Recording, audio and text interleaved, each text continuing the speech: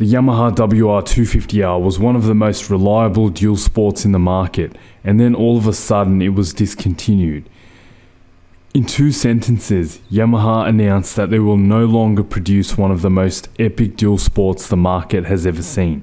Meanwhile, Honda has gone ahead and started producing its new Honda CRF450L, and Kawasaki the KLX300. The Yamaha WR250R was a proven motorcycle, having been torture tested by many riders over the years through some extreme conditions, and it always held up. The simplistic design allows self-maintenance on the bike easily.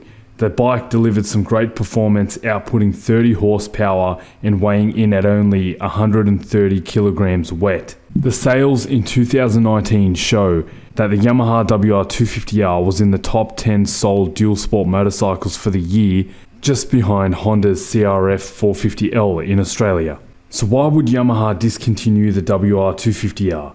The company said it was due to the new emissions requirements and the bike would no longer qualify. Adhering to these emission standards, they would have to completely redesign the bike. The better way to do it, of course, would be to just design a brand new bike based off the original 250. And this is where, with confidence, we can anticipate the WR300R as a competitor bike to the Honda CRF300 and the Kawasaki KLX300. It's not known how long Yamaha will take to design and begin manufacturing the WR300R. Considering it took them almost 5 years for the Tenere 700, I wouldn't get too excited just yet. But when Yamaha does release a bike, they usually come up with something really good.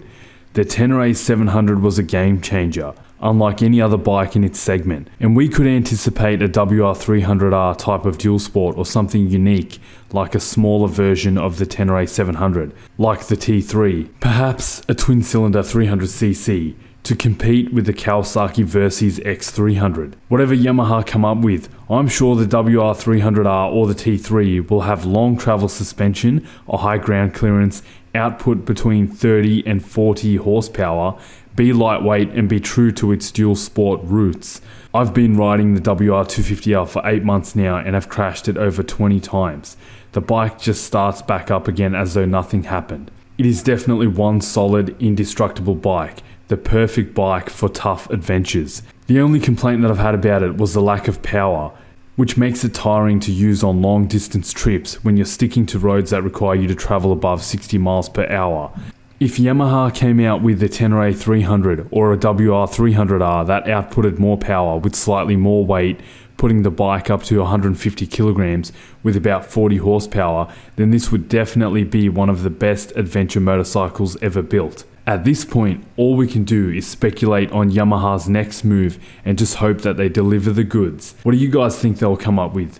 Leave a comment down below.